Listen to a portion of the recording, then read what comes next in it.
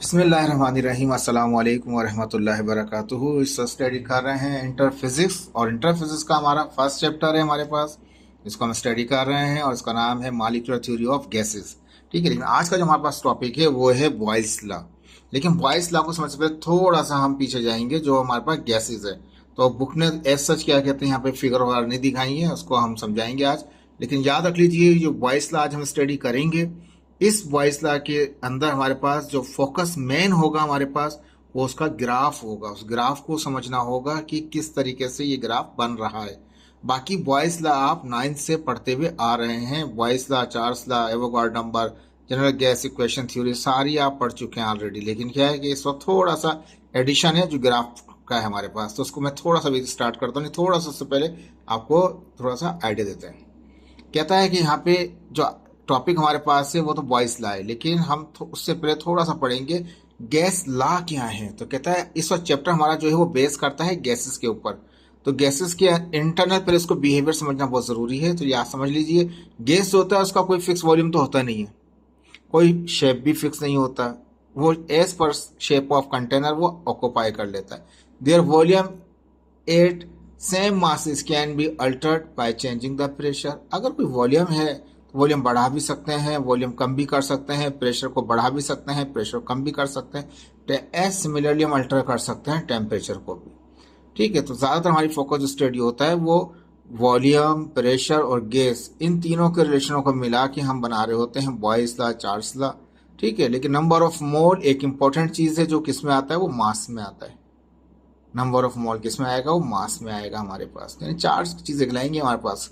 इस वक्त गैसेस के बारे में जो स्टडी करेंगे, फर्स्ट हमारे पास प्रेशर होगा, वॉल्यूम होगा, मास होगा। सब्सटेंस का मास से मीन्स नंबर ऑफ मोल्स लेंगे हम, टेम्परेचर भी लेंगे हम यहाँ पे। तो चार ये चीजें हैं जिनसे की बेस पे हम Boyle's law, Charles law, Avogadro law और जनरल गैस इक्वेशन जो है उसको पढ़ेंगे हम। ठीक है, याद रख लीजिए गैसेस जो हैं, गैसेस का शेप वगैरह फिक्स नहीं है। जिस कंटेनर में रखें वही शेप इख्तियार कर लेता है। उसको कंप्रेस करेंगे तो दब जाएगा हमारे पास। ठीक है, तो अब यहाँ पे हम इसी चीज को स्टडी करेंगे बॉयल्स लॉ के अंदर कि ये किस तरीके से चीजें हैं। दूसरी चीज पहले पढ़ाने से थोड़ा सा क्लियर कर दूं आपको। ये देखिए, ये मैंने कंटेनर ले रखे हैं। ठीक है, अब इस कंटेनर के अंदर हम एक इमेजिनेशन दिखाते हैं आपको नंबर ऑफ मोल के हिसाब से। जैसे नजर आ रहा है 1 2 3 4 5 6 7 8 9। अगर गोल सर्किल देखें, बोल्स देखें, तो 9 बोल्स हैं। एक इमेजिनेशन के लिए हमने दिया हुआ है कि ये जितना भी इसका वॉल्यूम है वो चेंज तो हो सकता होगा, प्रेशर चेंज हो सकता होगा, टेम्परेचर चेंज हो सकता होगा, लेकिन जो मास है, जो नंबर ऑफ मोल हैं, वो उसके वही रहें। तो ये एज ए शो कराते हैं हम, कि ये फिक्स नहीं है कि 9 ही मोल, इसी चीज को मोल कहा जाएगा, लेकिन एक इमेजिनेशन हमारे पास। तो ये 9 डॉट्स नजर आ रही है हमारे पास। तो यहाँ देखें तो वो वही रहे, 9 डॉट्स हैं तो 9 डॉट्स ही रहे। देखें 3 ये रहे, 3 ये रहे और 3 ये रहे। यहाँ पे भी देख लीजिए 3 ये रहे, 3 यहाँ पर नजर आ रहे हैं आपको और 3 इस तरफ नजर आ रहे हैं आपको। कहने का मकसद ये कि नंबर ऑफ मोल्स को शो कराने के लिए, या मास को कि उसकी क्वांटिटी चेंज नहीं हो रही है, हम डॉटेड करके इमेजिनेशन दिखाते हैं कि ये जो सब्सटेंस था इतना ही सब्सटेंस है, मास उसका वही है, लेकिन उसका वॉल्यूम जो है गैस है। ज्यादातर गैस का कोई शेप नहीं होता, कोई फिक्स वॉल्यूम नहीं होता। टेम्परेचर के देने से क्या होगा, जब हम भी टेम्परेचर देंगे किसी सब्सटेंस को, तो क्या करेगा वो, उसकी इंटरनल मॉलिक्यूलर एनर्जी जो है उसको बढ़ा देगा। अब हम पहले भी पढ़ चुके हैं इसके अंदर कि वो काइनेटिक एनर्जी को बढ़ाता है, और काइनेटिक एनर्जी में भी कौन सी बढ़ाता है, वो एवरेज काइनेटिक एनर्जी को बढ़ा देता है। देखिए, तो हम ये कह रहे थे कि इसके अंदर अगर हम हीट दें बाहर से, सिंपल अभी कुछ नहीं कर रहे हैं, इसके प्रश्न को कंप्रेस भी नहीं कर रहे हैं, हम सिंपल कहते हैं अगर हम बाहर से कोई हीट देते हैं तो क्या होगा, वो हीट जब इस सिस्टम के अंदर आएगी तो ये जो मॉलिक्यूल्स अंदर होंगे हमारे पास, इनकी काइनेटिक एनर्जी, और काइनेटिक एनर्जी का भी कौन से हिस्से को ज्यादा बढ़ाएगी, वो पूरे को चेंज कर रही होगी, काइनेटिक एनर्जी को बढ़ा रही होगी टोटली। लेकिन उसका जो हम एवरेज मेजरमेंट करते हैं उसकी काइनेटिक एनर्जी की, उसको जब चेक करेंगे टेम्परेचर वाइज, तो वो बढ़ना शुरू हो जाता है। यानी कि दूसरे अल्फाज में ये कहें, जब हम इसको हीट देंगे, अगर सपोज कर लें, ऐसी अभी पढ़ा नहीं रहा हूँ चीज़ों को, अगर हम हीट देंगे इसको तो क्या होगा, उसकी मॉलिक्यूलों की काइनेटिक एनर्जी बढ़ेगी। काइनेटिक एनर्जी बढ़ेगी तो अंदर क्या होगा, टेम्परेचर बढ़ना शुरू हो जाएगा इसका इंटरनली। उसको फिर कांस्टेंट रखने के लिए दूसरा तरीका इख्तियार कर सकते हैं। तो ये अंदर इंटरनली बिहेवियर होता है। लेकिन जब भी हम, ये तो हमने एक बात की, एक्सटर्नली इसको कोई हीट दी। अब अगर हम क्या करते हैं, इसको कंप्रेस करना शुरू करते हैं, फर्स्ट करते हैं, फर्स्ट क्या, ये पिस्टन मूवेबल है, इसको कंप्रेस करते हैं, लेके आते हैं यहाँ तक। नंबर ऑफ मोल उसके वही रहेंगे। प्रेशर पहले फर्ज कर लिया 1 atm था, तो सेकंड स्टेज में क्या कर दिया हमने 2 atm कर दिया, फर्ज कर लें डबल कर दिया, वॉल्यूम एकदम से डिक्लाइन हो गया, नीचे आ गया। लेकिन यहाँ टेम्परेचर जो था अंदर बढ़ा होगा, लेकिन उसको मेंटेन कर दें सराउंडिंग से, बाहर से। और मेंटेन जो पहले था, जब 1 atm प्रेशर था, तब उसका फर्ज कर लें टेम्परेचर था 298 के। जब उस पर 2 atm का प्रेशर दिया, डबल कर दिया, तो टेम्परेचर हमने वही मेंटेन रहने दिया। ऐसा होता नहीं कि टेम्परेचर बढ़ेगा लेकिन सराउंडिंग से वो मेंटेन कर लेगा, लेकिन वॉल्यूम क्या हो गया उसका, कम हो गया, हाफ हो गया। डबल किया वॉल्यूम हाफ हो गया, फर्ज किया इससे भी डबल कर दिया, 4 टाइम कर दिया। तो अंदर जो गैस की नंबर ऑफ मोल्स हैं, मास है, मास तो अंदर सेम ही रहा उसका, लेकिन वॉल्यूम और कम हो गया। टेम्परेचर बढ़ा होगा लेकिन सराउंडिंग से उसने लेके मेंटेन कर लिया। अगर टेम्परेचर उसका मेंटेन रहे, ऐसा प्रोसेस जिसमें हम वॉल्यूम को हम कम करते जाएं, प्रेशर को बढ़ाते जाएं, वॉल्यूम को कम करते जाएं और टेम्परेचर को मेंटेन रहने दें। नंबर ऑफ मास, बाहर से कोई ना तो सब्सटेंस अंदर आएगा ना अंदर का सब्सटेंस बाहर जाएगा, नंबर ऑफ मोल्स ना बाहर से अंदर आएंगे ना अंदर के मोल बाहर जाएंगे, सब्सटेंस वो सील्ड हुआ है। हीट एनर्जी है जो बाहर से आप ले सकते हैं उसको। तो अगर उसका टेम्परेचर हम वही मेंटेन रहने दें पूरे प्रोसेस में, तो ऐसे प्रोसेस को कहा जाता है हमारे पास बॉयल्स लॉ। ठीक है, समझ में आया आपको? ये कुछ भी नहीं है, पहले भी पढ़ा हुआ है आपने, लेकिन उसके टेम्परेचर जो अंदर बढ़ रहा होता है उसको सराउंडिंग से वो ले लेता है, नतीजा क्या होता है उसका टेम्परेचर कांस्टेंट रहता है। ये ग्राफ्स हैं, इसको भी स्टडी करेंगे, पहले लॉ पे चलते हैं। तो volume of a given mass, मैंने आगे लिख दिया कांस्टेंट नंबर ऑफ मोल्स, ताकि याद रहे नंबर ऑफ मोल की बात करेंगे तो वो क्या है, कांस्टेंट रहे, यानी कि नंबर गिवन मास जो भी है, लेकिन मास बढ़े भी नहीं ना मास कम हो, नंबर ऑफ मोल ना बढ़े ना वो कम हो। तो मास से ही नंबर मोल निकालते हैं, number of particle, number of substance निकाल रहे होते हैं वहाँ से।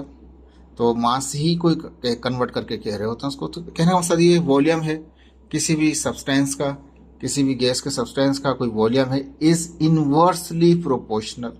इनवर्स का मतलब क्या है, अगर एक चीज़ बढ़ाएंगे दूसरी कम हो जाएगा। अगर वॉल्यूम कम हो रहा होगा तो क्या चीज़ बढ़ रही होगी, तो प्रेशर बढ़ रहा होगा वहाँ पे। अगर वॉल्यूम बढ़ रहा होगा तो दूसरी चीज़ कम क्या हो रही होगी, वो प्रेशर फिर कम हो रहा होगा। इनवर्सली मतलब एक बढ़ेगा दूसरा कम होगा ऑफ द गैस, यानी कि वॉल्यूम जो है वो इनवर्सली प्रोपोर्शनल है प्रेशर के साथ। Temperature keeped constant, temperature constant होना चाहिए। तो वॉल्यूम क्या हुआ, कम किया तो प्रेशर बढ़ता गया, प्रेशर बढ़ाते गया तो वॉल्यूम कम होता गया, टेम्परेचर मेंटेन रखा, this is called Boyle's law. ठीक है, मैंने इसकी एक और डेफिनेशन आपको बना के दी, product of pressure and volume, यानी कि वॉल्यूम और प्रेशर को अगर मल्टीप्लाई करें तो उनका जो प्रोडक्ट होगा ऑलवेज सेम, वो सेम रहेगा, कांस्टेंट रहेगा एट एनी इंस्टेंट, किसी भी जगह पे चेक कर लें। When temperature and number of mole of a gas keeped constant, अगर सब्सटेंस के नंबर ऑफ मोल, जो गैस के अंदर के सब्सटेंस भरा हुआ है उसके नंबर ऑफ मोल वगैरह सेम है, उसका टेम्परेचर वो मेंटेन रख रहा है। अगर हम जैसे कि ये एक एक्स एक्सिस को दिखा रहे हैं हम वॉल्यूम से और वाई एक्सिस को दिखा रहे हैं प्रेशर से, अगर हम प्रेशर कम करेंगे तो क्या होता जाएगा, वॉल्यूम बढ़ता जाएगा। कर्व में इनवर्सली प्रोपोर्शनल में क्या बन रहा है, वो कर्व बन रहा है। कर्व क्यों बन रहा है ये वजह बताएंगे बाद में, ऐसे ही कर्व क्यों बन रहा है वो बताएंगे आपको आज। तो प्रेशर P1 V1, ठीक है, किसी दूसरे पॉइंट पे चेक किया P2 V2, जो प्रोडक्ट है प्रेशर का वॉल्यूम का वही यहाँ पे होगा, क्योंकि एक बढ़ेगा क्या होता है, अगर प्रेशर बढ़ाएंगे तो वॉल्यूम गिर जाएगा, अगर वॉल्यूम बढ़ाएंगे तो प्रेशर गिर जाएगा। तो दोनों का जो मल्टीप्लिकेशन होगी वो कहीं पर भी चेक कर लें, चाहे इस पॉइंट पे चेक करें, चाहे इस पॉइंट पे चेक करें, चाहे इस पॉइंट पे, जितने भी पॉइंट पे आप चेक करेंगे सब जगह पे वो कांस्टेंट रहेगा। लेकिन शर्त क्या है, शर्त ये है कि उसके नंबर ऑफ मोल वगैरह कांस्टेंट हो और उसका जो टेम्परेचर है वो ना गिरे ना बढ़े, वो भी मेंटेन रहे। तो ये जो प्रोडक्ट होगी इसकी प्रेशर और वॉल्यूम की, वो पूरे कर्व में, पूरे सिस्टम में, पूरे प्रोसेस में, चाहे यहाँ चेक करें चाहे चेक, प्रोडक्ट जो यहाँ पर है प्रेशर वॉल्यूम की, प्रोडक्ट यहाँ पे ले लें आप, यहाँ पर ले लें, वो प्रोडक्ट क्या रहेगी, वो सेम ही रहेगी, वो वेरी नहीं करेगी। That is Boyle's law. दोनों डेफिनेशन आ गए आपके पास समझने के लिए। ठीक है, अब बॉयल्स लॉ को समझते हैं मैथमेटिकली क्या करते हैं ये। According to Boyle's law volume जो है वो इन्वर्सली प्रोपोर्शनल है, तो इन्वर्स मतलब क्या, अपॉन में आ जाएगी चीज़। यानी अपॉन मतलब अगर वॉल्यूम बढ़ा देंगे तो प्रेशर गिर जाएगा, प्रेशर बढ़ाएंगे तो वॉल्यूम गिर जाएगा, वाइस वर्सा है। ठीक है, तो वॉल्यूम अपनी जगह पे प्रोपोर्शनल हटेगा, कांस्टेंट आ जाएगा। पी यहाँ डिवाइड नीचे है ना अपॉन में, तो पी डिवाइड ही करेगा, पी यहाँ डिवाइड कर रहा है, वहां जाके वो multiply. P V is equal to क्या हो गया हमारे पास, कांस्टेंट आ गया। कांस्टेंट में क्या होगा, जैसे कि टेम्परेचर कांस्टेंट है, इसको के भी लिख सकते हैं, मैंने कांस्टेंट लिख के रखा है सिर्फ। टेम्परेचर और नंबर ऑफ मोल क्या होते हैं, वो कांस्टेंट रहते हैं। तो ये P V is equal to बराबर होता है किसी कांस्टेंट के। अब ये जो प्रोडक्ट है किसका, प्रेशर का और वॉल्यूम का, ये यहाँ पे चेक करूँ, यहाँ चेक करूँ, कहीं पर भी चेक कर लूँ, कहीं पे अगर प्रेशर बढ़ रहा होगा तो वॉल्यूम गिर रहा होगा, तो दूसरी जगह पे प्रेशर बढ़ रहा होगा तो वॉल्यूम गिर रहा होगा। एक दूसरे को मेंटेन कर लेंगे, दोनों का प्रोडक्ट जो है वो मेंटेन कर लेगा।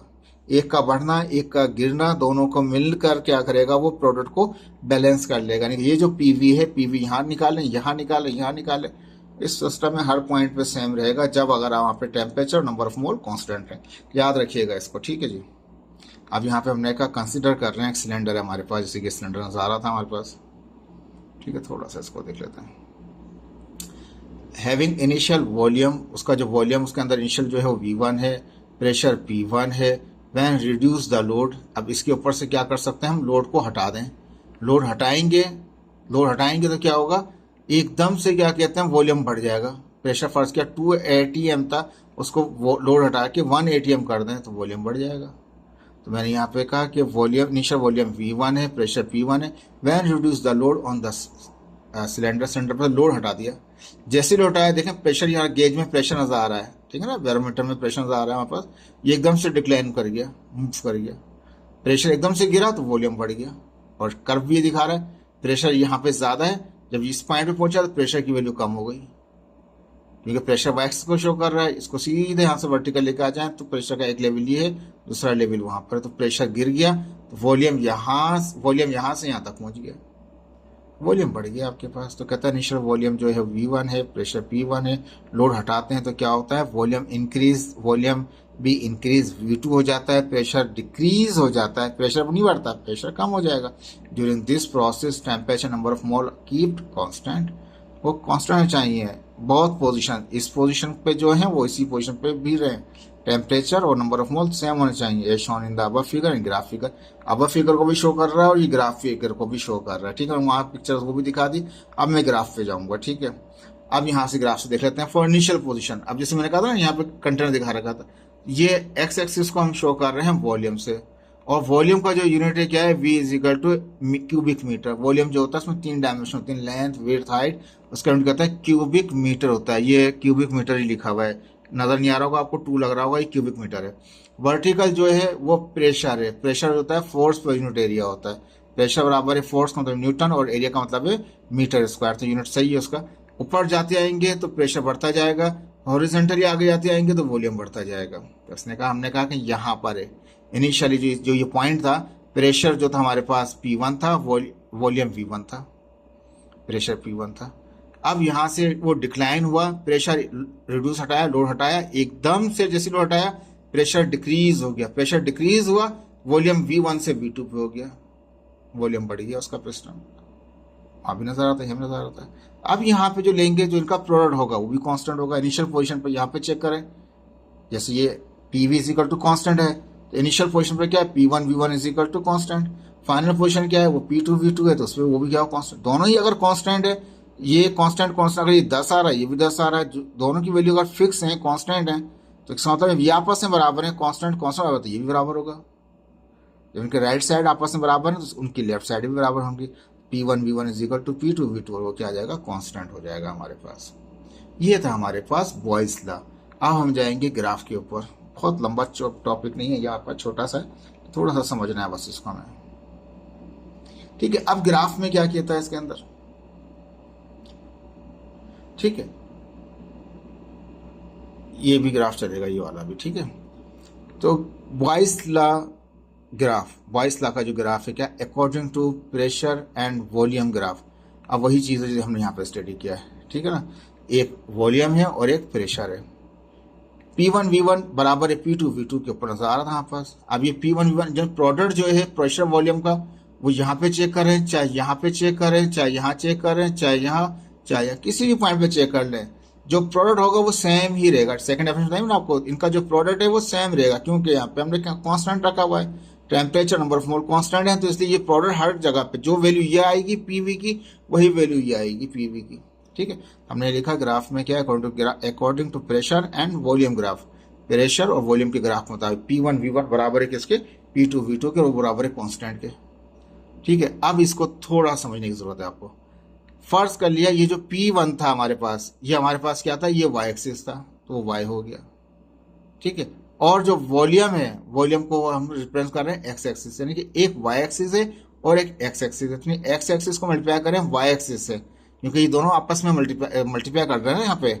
ये हॉरिजॉन्टल वॉल्यूम मल्टीप्लाई कर रहा है प्रेशर के साथ, तो वॉल्यूम मल्टीप्लाई कर रहा है प्रेशर के साथ, इसका मतलब x एक्सिस मल्टीप्लाई कर रहा है y एक्सिस, तो x axis multiply y axis अगर बराबर आ जाए कांस्टेंट के, अगर x एक्सिस और y एक्सिस को इस पॉइंट पे किसी भी पॉइंट पे चेक करूं, कर्व के किसी भी पॉइंट पे चेक करूं, इन x एक्सिस और y एक्सिस का प्लॉट जो यहाँ पे निकल रहा है, x axis y axis plot जो यहाँ निकल रहा है x एक्सिस, क्योंकि वॉल्यूम जो है वो x एक्सिस है, प्रेशर y एक्सिस है, दोनों का जो प्रोडक्ट किसी भी पॉइंट पे निकालूं, वो अगर P1 V1 P2 V2 बराबर है, P3 V3 बराबर है, P4 V4 के बराबर है, जिस पॉइंट पे निकले Pn Vn लगा लें, n तक ले जाएं आप, किसी भी पॉइंट पे निकाल लें, अगर वो कांस्टेंट आता है, इसका मतलब क्या है कि x एक्सिस और y एक्सिस का जो मल्टीप्लिकेशन है, इनके वॉल्यूम का और प्रेशर का मल्टीप्लिकेशन है, वो कांस्टेंट अगर आता है, means follow the hyperbola equation. वो किसको फॉलो करता है, वो हाइपरबोला को फॉलो करता है।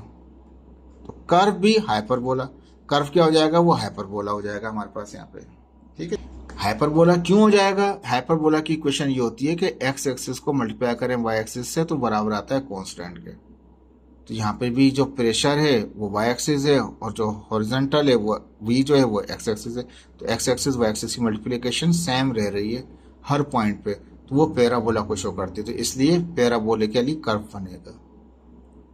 तो कर्व जो है वो पैराबोलिकली है। That shows the inverse relation, यानी कि अगर x एक्सिस बढ़ाएंगे तो y गिर जाएगा, अगर y बढ़ाएंगे तो x गिर जाएगा। ये x इंटू वाई जब मल्टीप्लाई करें और कांस्टेंट आ जाए, इसका मतलब क्या होता है, एक चीज को बढ़ाने से दूसरी कम हो जाती है, या दूसरे को बढ़ाने से पहली चीज कम हो जाती है, वो कहलाता है इनवर्स रिलेशन। तो ये x dot y is equal to constant मतलब क्या है, ये एक इनवर्स रिलेशन है। जो इनवर्स रिलेशन होते हैं उनका कर्व इस तरह से बनता है।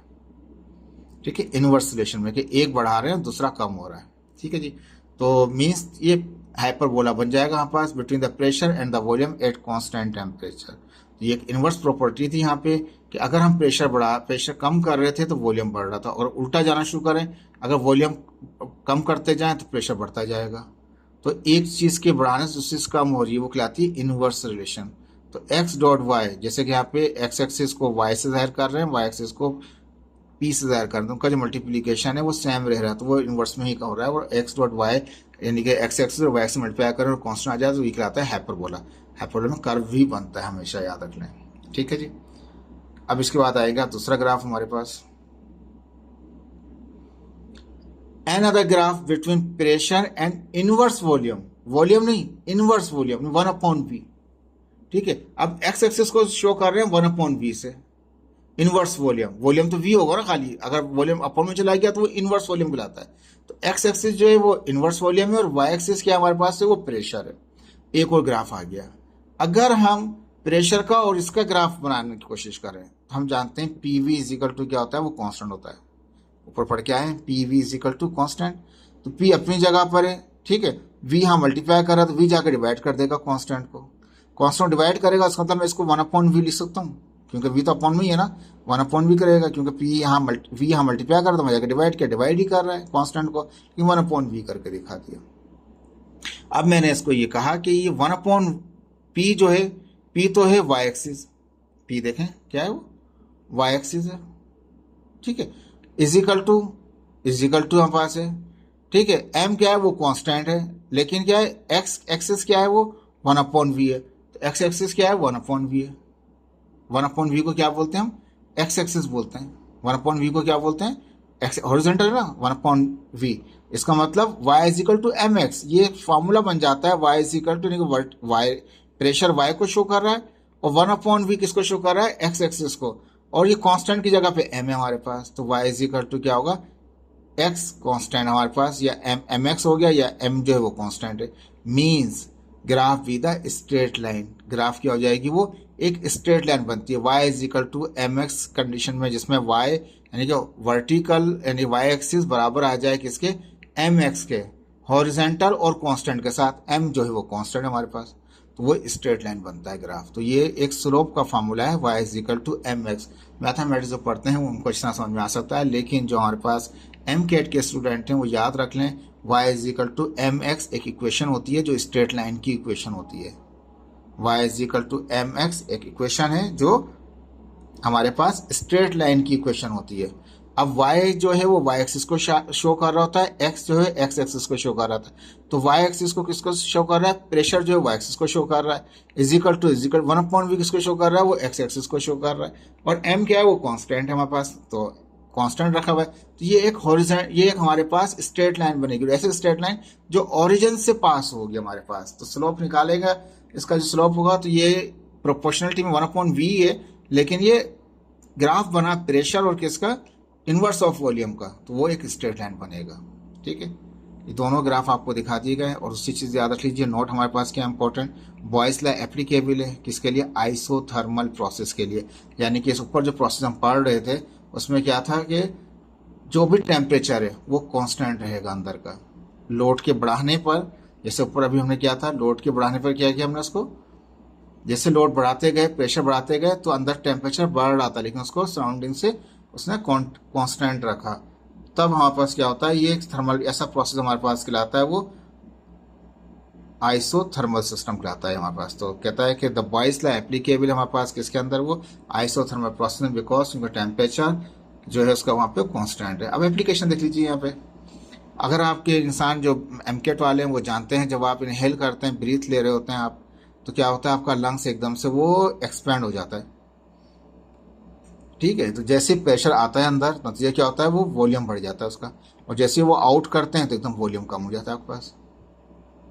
ठीक है, प्रेशर बढ़ाएंगे तो क्या होगा, वॉल्यूम बढ़ जाएगा, प्रेशर कम करेंगे तो वॉल्यूम, प्रेशर बाहर कम करेंगे तो अब यहाँ पे क्या किया, जैसे ही प्रेशर अंदर क्या कहते हैं, जैसे ही हमने लंग्स को फिल किया, नतीजा क्या हुआ, वो भर गया, अंदर का प्रेशर रिड्यूस हो गया, और जब उसको हमने आउट किया तो हमारे पास अंदर क्या हो गया, प्रेशर बढ़ जाएगा अंदर लंग्स के अंदर, लेकिन वो वॉल्यूम कम हो जाएगा इसके अंदर।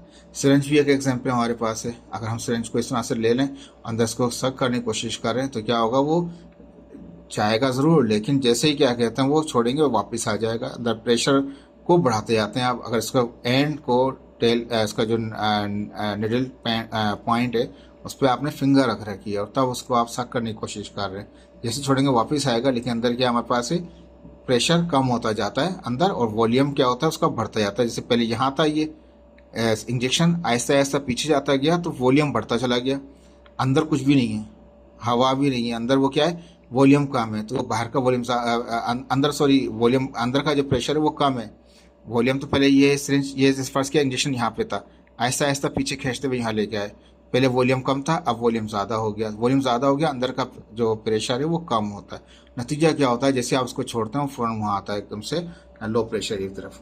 यहाँ हम देखते हैं टिन वगैरह को जैसे ही खोलते हैं, एकदम से प्रेशर रिलीज होता है उसका, और एकदम से जो भी चीज़ होती है वो बाहर निकलती है हमारे पास। तो प्रेशर कम करेंगे, वॉल्यूम बढ़ जाएगा। इस पर भी एक एग्जाम्पल है, हवा का टायर है, फ्लैट हो चुका है या बिल्कुल ही कम हवा हो गई है, वॉल्यूम कम है, जैसे ही क्या कहते हैं हमने उसके अंदर प्रेशर, उसके अंदर क्या कहते हैं, जैसे उसका प्रेशर कम हो, यानी कि जैसे ही वो फ्लैटिन हुआ टायर हमारे पास है। ठीक है, तो अब ये टायर वाली एग्जाम्पल क्या आती है, हमारे पास टायर है, ओवर हवा भरी हुई हमारे पास है, तो वॉल्यूम क्या है उसका, वो हमारे पास ज़्यादा होता जा रहा है, अंदर का अगर प्रेशर हम कम करेंगे, ठीक, अंदर का सिर्फ प्रेशर बढ़ाते जाएंगे हम उसके अंदर, तो क्या होगा, वो वॉल्यूम के ऊपर इफेक्ट करेगा हमारे पास यहाँ पे। ओके जी, थैंक यू, अल्लाह हाफिज़।